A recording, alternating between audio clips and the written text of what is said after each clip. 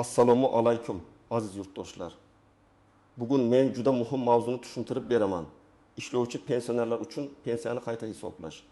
Bu masala nafaqat hozir pensiyada bo'la turib ishlayotgan odamlarga, balki ularning farzandlariga, buxgalterlarga, kadrlar bo'limida ishlaydiganlarga va yaqin kelajakda pensiyaga chiqadigan har bir kishiga tegishli. Chunki odam pensiyaga chiqqandan keyin ham ishlasa, uning ish staji, ish haqi, sug'urta badallari yoki ijtimoiy soliq to'lovlari pensiya miqdoriga ta'sir qilishi mumkin. Lekin hamma ham qachon qayta hisoblanadi, kimga o'shadi, kimga o'shmaydi, qayerga murojaat qilish kerakligini aniq bilmaydi. Shuning uchun videoni oxirigacha ko'ring.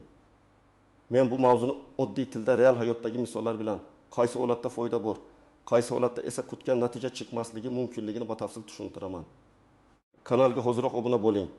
Videoga like bosing. Chunki bunday ma'lumotni bilgan odam o'z haqqini talab qila oladi. Bilmagan odam esa yillar davomida kamroq pul olib yurishi mumkin. Avvalo, asosiy savolga javob beraylik. Ishlovchi pensioner deganda kim tushuniladi? Bu pensiya yoshiga yetib, belgilangan tartibda pensiya tayinlangan, lekin pensiya olgani holda mehnat faoliyatini davom ettirayotgan shaxs.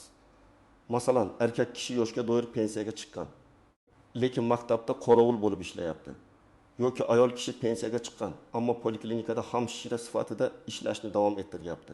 Yoki pensioner korxonada maslahatchi, buxgalter, haydovchi, o'qituvchi, farrosh, ustoz, muhandis sifatida mehnat qilmoqda. Oldin ko'p odamlar shunday o'ylardi. Pensiya bir marta tayinlansa, tamom, keyin odam ishlasa ham bu pensiyaga ta'sir qilmaydi. Amalda esa masala bundan murakkabroq. Pensiya tayinlangandan keyingi mehnat faoliyati ham ayrim hollarda hisobga olinishi mumkin. Lekin bu avtomatik ravishda har oyda, har bir ish kuni uchun darhol o'shadi degani emas. Qayta hisoblash tartibi bor, shartlari bor, hujjatlari bor, muddati bor. Avvalgi tartiblarda ko'plab pensionerlar o'zlari murojaat qilmasa, qo'shimcha ishlagan davri hisobga olinmay qolishi mumkin edi. Ko'pchilik men ishlayapman-ku, demak pensiya jamg'armasi o'zi ko'rib pensiyamni oshirib beradi deb o'ylardi. Lekin amaliyotda har doim ham bunday bo'lmagan. Ayrim ma'lumotlar elektron bazalarda to'liq bo'lmagan, ayrim ish beruvchilar ma'lumotni noto'g'ri kiritgan. Ayrim pensionerlar hujjatlarini taqdim etmagan. Natijada odam ishlaydi. Maoshidan tegishli to'lovlar ushlab qolinadi yoki ish beruvchi tomonidan to'lanadi. Ammo pensioner qayta hisoblash uchun murojaat qilmagani sababli pensiya miqdori o'zgarmay qoladi. Hozirgi yondashuvda asosiy maqsad shuki, pensioner pensiyaga chiqqandan keyin ham rasmiy ishlagan bo'lsa, uning bu davrdagi mehnati e'tiborsiz qolmasligi kerak. Lekin men alohida ta'kidlayman, faqat ishladim degan gapning o'zi yetarli emas. Ish rasmiy bo'lishi, mehnat daftarchasi yoki elektron mehnat tizimida aks etishi, ish beruvchi tomonidan qonuniy hisob-kitoblar yuritilgan bo'lishi kerak. Norasmiy ishlash, og'zaki kelishuv, kunbay pul berishdi. Ustachilik qildim, lekin hech qayerda rasmiylashtirilmaganman degan holatlar odatda pensiya qayta hisoblashda yordam bermaydi. Asosiy qism bir nimalarni bilish kerak, kim xavotir olishi kerak va kim xavotir olmasa ham bo'ladi birinchi navbatda. Qayta hisoblash nima ekanini oddiy tilda aytaman. Qayta hisoblash bu pensiya avval tayinlangandan keyin yangi ma'lumotlar asosida uning miqdorini qaytadan ko'rib chiqishdir. Masalan, odam pensiyaga chiqqan paytda 30 yil staji bor edi. Keyin yana 2 yil ishladi. Shu 2 yil qonuniy ravishda hisobga olinadigan bo'lsa, pensiya miqdori oshishi mumkin. Yoki odam pensiyaga chiqqan paytda ayrim ish staji hujjatlarda ko'rinmagan, keyinchalik arxidan ma'lumot topildi. Bu ham qayta hisoblashga asos bo'lishi mumkin. Yoki ish haqi bo'yicha ma'lumotlar to'liq bo'lmagan, keyin to'liq ma'lumot taqdim etildi.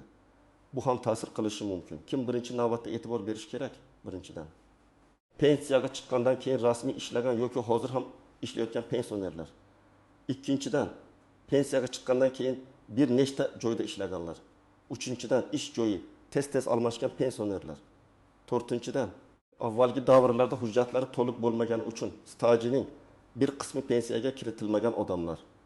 Beshinchidan, yaqinda ish beruvchisi yopilgan, korxona tugatilgan, lekin arxivda hujjatlari qolgan bo'lishi mumkin bo'lgan pensionerlar. Kim xavotir olmasa ham bo'ladi.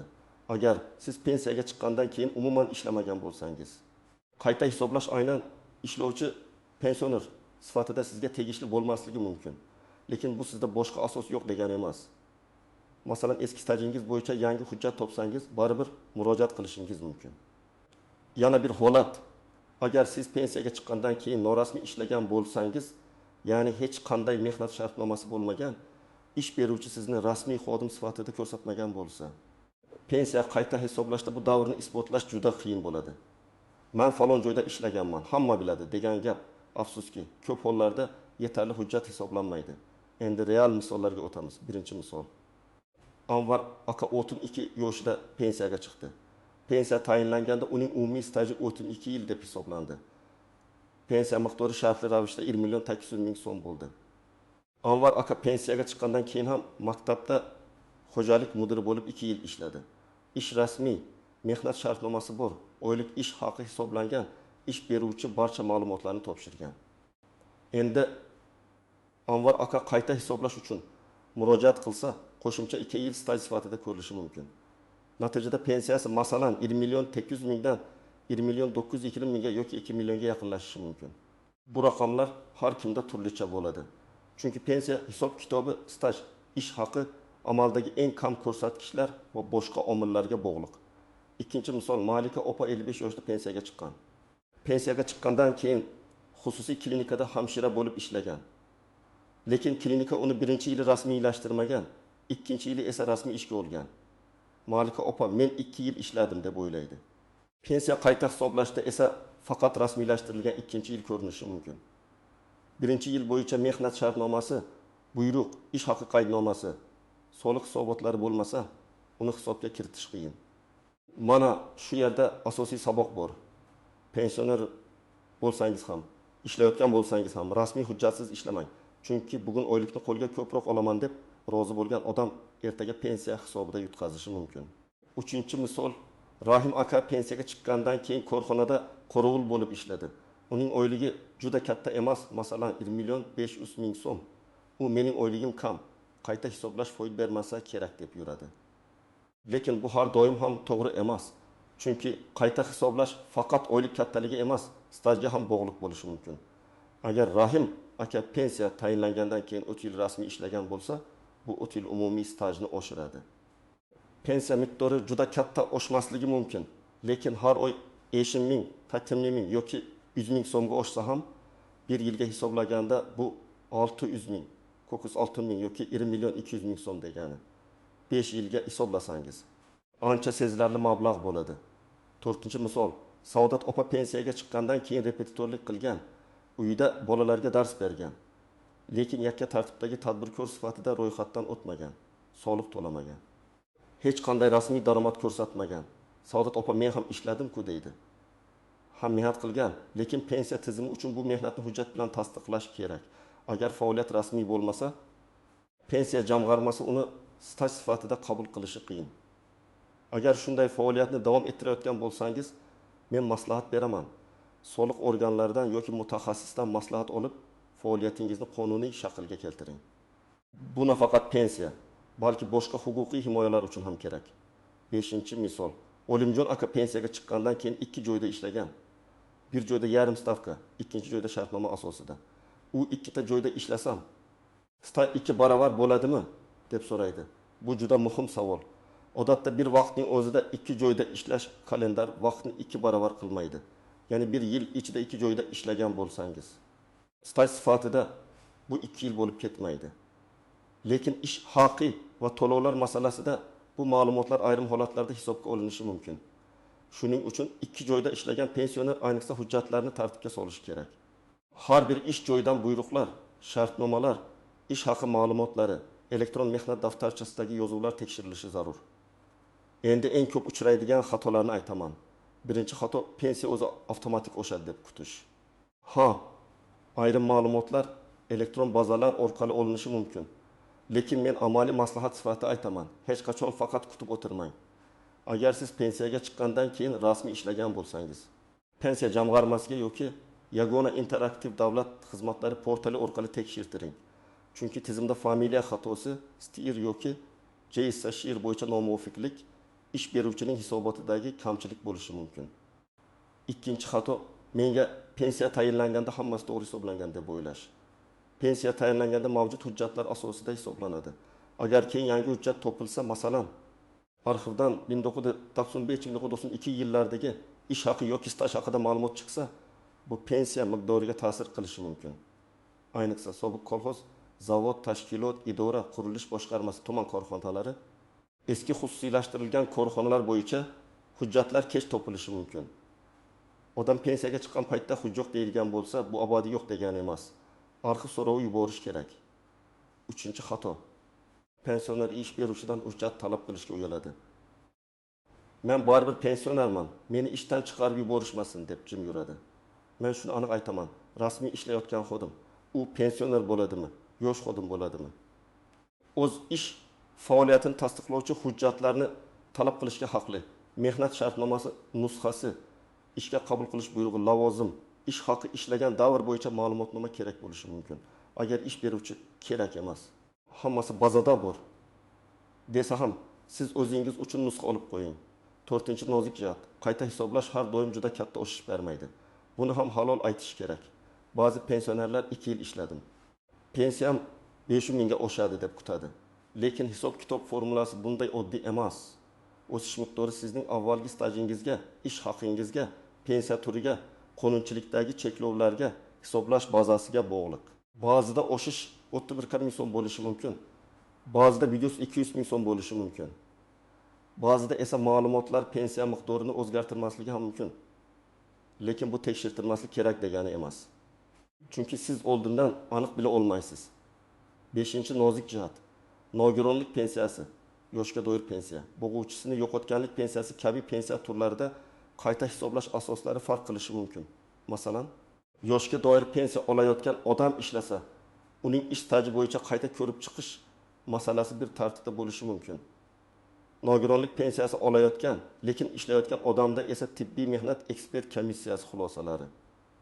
Nogironlik guruhi, mehnatga layoqat darajasi kabi omillar ham ahamiyatli bo'lishi mumkin. Shuning uchun bir qo'shningizga oshgan bo'lsa, sizga ham aynan shunday oshadi deb xulosa qilmang. 6-nozik jihat. Ish staji bilan sug'urta to'lovlari bir-biriga bog'liq bo'lsa-da, har doim bir xil narsa emas. Odam mening oyligimdan pul ushlangan, demak stajim bor deb o'ylaydi. Lekin hujjatlarda mehnat munosabatlari to'g'ri aks etmagan bo'lsa, muammo chiqishi mumkin yoki aksincha mehnat daftarchasida yozuv bor, lekin ish haqi bo'yicha ma'lumot topilmaydi. Bunday ish haqi bo'yicha olinishi mumkin, ammo ish haqi ko'rsatkichi hisobda kutilgandek ta'sir bermasligi mumkin. Shu sababli mehnat daftarchasi, elektron yozuvlar, soliq hisobotlari, ish haqi ma'lumotnomalari bir-birini to'ldirishi kerak. 7-nozik jihat, chet elda ishlagan davrlar. Ko'p yurtdoshlar pensiyaga chiqqandan keyin yoki undan oldin boshqa davlatlarda ishlagan. Bunday davrlar har doim ham avtomatik hisobga olinmaydi. Davlatlar o'rtasida bitimlar, rasmiy tasdiqlar, tarjima qilingan hujjatlar, konsullik tasdiqlari talab qilinishi mumkin. Rossiyada ishlaganman, Qozog'istonda ishlab kelganman degan gapning o'zi yetarli emas. Agar chet eldagi ishlagan davringizni pensiya hisobiga kiritmoqchi bo'lsangiz, oldindan hujjatlarni yig'ing. Ular qonuniy tan olinishi mumkinmi? Mutaxassis bilan tekshiring. 8-nozik jihat, pensioner rasmiy ishlayotgan bo'lsa, pensiya olish huquqidan ayrilib qoladimi? Ko'p odamlar ishlasam pensiyamni kesib qo'yishadi deb qo'rqadi. Bu savolga javob pensiya turi ish joyi, qonunchilikdagi amaldagi tartibga bog'liq. Umumiy qoida sifatida yoshga doir pensiya oluvchi shaxs rasmiy ishlashi mumkin. Lekin ayrim toifadagi to'lovlar, ustamalar, kompensatsiyalar yoki maxsus holatlar bo'yicha cheklovlar bo'lishi ehtimoli bor. Shuning uchun agar sizda maxsus pensiya, imtiyozli pensiya, nogironlik bo'yicha to'lov yoki qo'shimcha ustama bo'lsa, ishlashdan oldin pensiya jamg'armasidan aniq maslahat oling. Chunki ba'zida odam qo'shimcha daromad topaman deb boshqa bir to'lov bo'yicha muammoga duch kelishi mumkin. 9-nozik jihat, ish beruvchi pensionerni fuqarolik huquqiy shartnoma bilan ishlatishi. Ya'ni mehnat shartnomasi emas, xizmat ko'rsatish shartnomasi tuziladi. Bunday holatda bu davrning pensiya stajiga ta'siri mehnat shartnomasidan farq qilishi mumkin. Agar siz har kuni belgilangan ish vaqtida kelib, rahbar buyruqlarini bajarib, ichki tartibga bo'ysunib ishlayotgan bo'lsangiz, aslida bu mehnat munosabatlariga o'xshaydi. Lekin hujjatda boshqa shakl yozilgan bo'lsa, keyin pensiya masalasida tushunmovchilik paydo bo'ladi. Shuning uchun shartnomani imzolashdan oldin uning turini tushunib oling. 10-nozik jihat, qayta hisoblash sanasi. Odam murojaat qilgandan keyin pensiya qaysi oydan oshadi? Bu ham muhim. Ba'zi holatlarda qayta hisoblash murojaat qilingan oydan keyingi davrdan qo'llanadi. Ba'zi holatlarda hujjatlar va qonunchilikka qarab boshqa tartib bo'lishi mumkin. Shuning uchun keyinroq boraman, farqi yo'q demang. Agar bugun asos bo'lsa, bugun murojaat qiling. Chunki kechikkan har oy siz uchun yo'qotilgan pul bo'lishi mumkin. Endi eng kerakli qismga keldik. Siz ishlovchi pensioner bo'lsangiz yoki ota-onangiz ishlovchi pensioner bo'lsa, nima qilish kerak? Birinchi qadam. O'zingizning pensiya hujjatlaringizni tartibga soling. Pensiya tayinlanganligi haqidagi ma'lumot, pensiya guvohnomasi yoki tegishli ma'lumotnoma, pasport yoki ID karta, JSSHIR, yashash manzili bo'yicha ma'lumot, bank plastik kartasi yoki pensiya olayotgan hisob raqamingiz tayyor bo'lsin. Bular oddiy ko'rinadi, lekin ko'p odam murojaatga borganda aynan shu hujjatlardan biri yetishmay qoladi.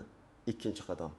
Olib berilmagan pensiyaga chiqqandan keyin ishlagan barcha joylaringiz ro'yxatini tuzing. Qaysi tashkilotda, qaysi sanadan qaysi sanagacha, qaysi lavozimda to'liq stavkami yoki yarim stavkami mehnat shartnomasi bo'lganmi? Buyruq raqami bormi? Oylik ish haqi taxminan qancha bo'lgan? Hammasini yozib chiqing. Bu ro'yxat sizga ham, pensiya jamg'armasi xodimiga ham ishni osonlashtiradi. Uchinchi qadam. Elektron mehnat daftarchangizni tekshiring. Hozir ko'p ma'lumotlar elektron tizimlarda yuritiladi. Agar sizning ishlagan davringiz elektron tizimda ko'rinmasa, ish beruvchiga murojaat qiling. Mening ishga qabul qilingan sanam, lavozimim, ishdan bo'shagan sanam to'g'ri kiritilganmi deb so'rang. Ba'zida bitta sana xatosi ham stajga ta'sir qilishi mumkin. Masalan, siz 2022 yil yanvardan ishlagansiz, lekin tizimga 2022 yil noyabr deb kiritilgan bo'lsa, 10 oy yo'qolib qoladi. 4-qadam. Ish joyidan ma'lumotnoma oling. Unda ishlagan davringiz, lavozimingiz, ish haqi, ishga qabul qilish va bo'shatish buyruqlari ko'rsatilgani yaxshi. Agar hali ham ishlayotgan bo'lsangiz, hozirgi kunda ishlaydi degan ma'lumot ham kerak bo'lishi mumkin. Agar korxona tugatilgan bo'lsa, hujjatlar qaysi arxivga topshirilganini aniqlang. Tuman yoki shahar davlat arxiviga, korxonaning huquqiy vorisiga, yuqori tashkilotiga so'rab yuborish mumkin. 5-qadam. Pensiya jamg'armasini tuman yoki shahar bo'limiga murojaat qiling. Odatda yashash joyingiz bo'yicha murojaat qilinadi. Murojaatda aniq yozing. Men pensiya tayinlangandan keyin rasmiy ishlagan davrlarimni hisobga olib pensiyamni qayta hisoblab berishingizni so'rayman. Agar eski staj yoki ish haqi bo'yicha qo'shimcha hujjat topsangiz, uni ham ko'rsating. Qo'shimcha taqdim etilayotgan hujjatlar asosida pensiya miqdorini qayta ko'rib chiqishingizni so'rayman. 6-qadam. Arizangiz qabul qilinganini tasdiqlovchi qayd yoki ro'yxat raqamini oling. Bu juda muhim. Og'zaki gap bilan cheklanib qolmang. Hujjatlaringizni qoldiring, ko'ramiz deyishsa, albatta qabul qilingan sana va raqamni so'rang. Agar elektron portal orqali yuborsangiz, ariza raqamini saqlab qo'ying. Keyin natija kechiksa, aynan shu raqam orqali murojaat holatini tekshirasiz. 7-qadam. Javobni diqqat bilan o'qing. Agar pensiya oshirilsa, qaysi asos bilan, qaysi sanadan, qancha miqdorga oshirilganini tushunib oling. Agar rad etilsa, rad etish sababi yozma shaklda bo'lishi kerak. Staj tasdiqlanmadi. Ish haqi ma'lumotlari mavjud emas. Taqdim etilgan hujjatlar talabga javob bermaydi. Qayta hisoblash pensiya miqdorini oshirmaydi kabi sabablar bo'lishi mumkin. Sababni bilmasdan turib, keyingi qadamni belgilab bo'lmaydi. 8-qadam. Rad javobidan keyin ham to'xtab qolmang. Agar rad javobi hujjat yetishmasligi sababli bo'lsa, hujjatni topishga harakat qiling. Agar ish beruvchi noto'g'ri ma'lumot bergan bo'lsa, tuzatishni talab qiling. Agar elektron bazada xato bo'lsa, uni to'g'rilatish uchun ish beruvchi yoki vakolatli organlarga murojaat qiling. Agar siz pensiya jamg'armasi hisob-kitobiga qo'shilmasangiz, yuqori turuvchi organga yoki belgilangan tartibda sudga murojaat qilish huquqingiz bor. Men har doim maslahat beraman. Avval hujjatlarni to'liq yig'ing, keyin e'tiroz bildiring. Hujjatsiz e'tiroz ko'p hollarda natija bermaydi. 9-qadam. Farzandlar ota-onasiga yordam bersin. Ko'p pensionerlar elektron portal, SMS, JSHIR, ariza raqami, skaner nusxa kabi narsalarda qiynaladi. Farzandlar esa bu jarayonni tezlashtirishi mumkin. Ota-onangizdan so'rang, pensiyaga chiqqaningizdan keyin rasmiy ishlaganmisiz? Qayta hisoblatganmisiz? Pensiya bo'limiga borganmisiz? Ba'zida ota-onamiz o'chik ko'chil ishlagan bo'ladi. Lekin biror marta qayta hisoblash haqida o'ylamagan bo'ladi. Bu esa oilaning umumiy daromadiga ham ta'sir qiladi. 10-qadam. Har yili o'z mehnat ma'lumotlaringizni tekshirishni odat qiling. Faqat pensiyaga chiqqanda emas, undan oldin ham. Bugun derdim yoki elim yoshda bo'lgan odam ham elektron mehnat yozuvlarini tekshirib turishi kerak. Chunki xatoni 20 yildan keyin topish qiyin, hozir topish esa oson. Ish beruvchi hali faoliyat yuritayotgan paytda hujjatni olish mumkin. Korxona yopilib ketgandan keyin esa arxiv izlashga to'g'ri keladi. Yana bir amaliy misol keltiraman. Gulchehra opa 2020 yilda pensiyaga chiqdi. Pensiya tayinlanganda 27 yil staj hisoblandi. Keyin u 2020 yildan 2024 yilgacha bog'chada tarbiya yordamchisi bo'lib ishladi. Oyligi uncha yuqori emas edi, lekin hammasi rasmiy. U 2024 yilda qayta hisoblash uchun murojaat qildi. Tekshiruvda ma'lum bo'ldiki, 2021 yilning 6 oyi elektron tizimda noto'g'ri kiritilgan. Bog'cha buxgalteriyasi va kadrlar bo'limi ma'lumotni tuzatdi. Natijada 4 yilga yaqin qo'shimcha davr hisobga olindi. Pensiyasi katta sakrash bilan oshmadi, lekin har oy 20 ming so'mga oshdi. Bir qarashda 20 ming so'm kichik ko'rinishi mumkin. Lekin bir yilda 20 million dirhmdan ortiq ming so'm. 3 yilda 4 million 300 ming so'm. Pensioner uchun bu dori darmon, kommunal to'lov, oziq-ovqat uchun real yordam. Yana bir misol, Sobir aka pensiyaga chiqqandan keyin bozor hududida omborchi bo'lib ishlagan. Ish beruvchi siz pensionersiz, shartnoma shart emas, kelishib ishlayveramiz degan. Sobir aka 5 yil ishlagan, lekin rasmiy hujjat yo'q. Keyin pensiyani qayta hisoblatmoqchi bo'lganda bu davrni tasdiqlay olmagan. Guvohlar bor. Hamma taniydi, lekin pensiya hisobida rasmiy hujjat hal qiluvchi ahamiyatga ega. Bu misol juda ochiq, lekin ko'p uchraydi. Shuning uchun men yana takrorlayman. Rasmiylashtirishni talab qiling. Ayniqsa pensionerlar menga baribir demasin. Sizning mehnatingiz qog'ozdan, elektron tizimda ham ko'rinishi kerak. Hujjatlarga kelsak, odatda quyidagilar kerak bo'lishi mumkin. Shaxsni tasdiqlovchi hujjat, pensiya oluvchi sifatidagi ma'lumotlar, mehnat daftarchasi yoki elektron mehnat daftarchasidan ma'lumot, ish joyidan ishlagan davr va ish haqi haqida ma'lumotnoma, ishga qabul qilish va bo'shatish buyruqlari nusxasi, arxiv ma'lumotnomasi, chet elda ishlagan bo'lsa, tegishli tasdiqlangan hujjatlar. Har bir holatda talab farq qilishi mumkin. Shuning uchun oldindan pensiya jamg'armasidan yoki davlat xizmatlari markazidan aniq ro'yxatni so'rab oling. Arizada juda murakkab iboralar yozish shart emas. Eng muhimi mazmun aniq bo'lsin. Masalan, men falonchi yoshga doir pensiya oluvchiman. Pensiya tayinlangandan so'ng falon tashkilotda falon sanadan falon sanagacha rasmiy ishlaganman. Ushbu da'volar va taqdim etilgan hujjatlar asosida pensiyamni qayta hisoblab berishingizni so'rayman. Shundan keyin ilova qilinayotgan hujjatlarni sanab o'tasiz. Sana imzo, telefon raqam bo'ladi. Agar vakil orqali topshirsangiz, ishonchnoma masalasi ham bo'lishi mumkin. Demak, ishlovchi pensionerlar uchun qayta hisoblash juda muhim masala. Pensiyaga chiqqandan keyin rasmiy ishlagan davrlaringiz, qo'shimcha topilgan staj yoki ish haqi ma'lumotlari pensiya miqdoriga ta'sir qilishi mumkin. Lekin buning uchun hujjatlar tartibli bo'lishi, ish rasmiy bo'lishi, ma'lumotlar elektron tizimda to'g'ri aks etishi va siz o'z vaqtida murojaat qilishingiz kerak. Men sizga tavsiya qilaman. Bugunoq o'zingiz yoki ota-onangizning pensiya holatini tekshiring. Pensiyaga chiqqandan keyin ishlagan davrlar bormi? Ular rasmiy ko'ringanmi? Qayta hisoblash uchun ariza berilganmi? Javob olinganmi? Bularni aniqlang. Bir marta tekshirtirish bilan har oy qo'shimcha daromad olish imkoniyati paydo bo'lishi mumkin. Agar siz yoki yaqinlaringiz ishlovchi pensioner bo'lsa, izohlarda yozing. Qayta hisoblatganmisiz? Pensiyangiz oshganmi? Qanday muammoga duch kelgansiz? Tajribangiz boshqalarga ham yordam beradi. Videoga like bosing, kanalga obuna bo'ling va bu ma'lumotni pensioner yaqinlaringizga yuboring. Chunki bu mavzuda bilgan odam yutadi.